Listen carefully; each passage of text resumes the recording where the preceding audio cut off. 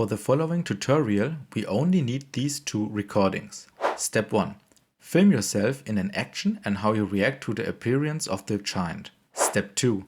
Film yourself in front of a green screen and imitate the movements of the giant. In order to get the reflection of the window and the same light, it is advisable to film yourself through the window. Then open the FilmoraGo app and put both videos on top of each other.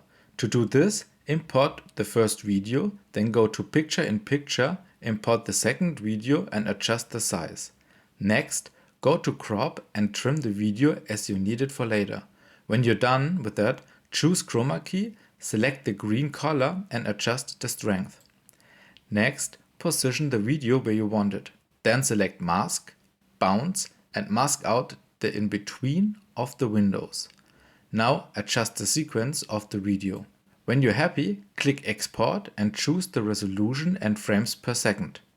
You can then upload the video directly to your social media as always. If you liked the video, please leave a like and don't forget to subscribe to the channel. And here is the final result.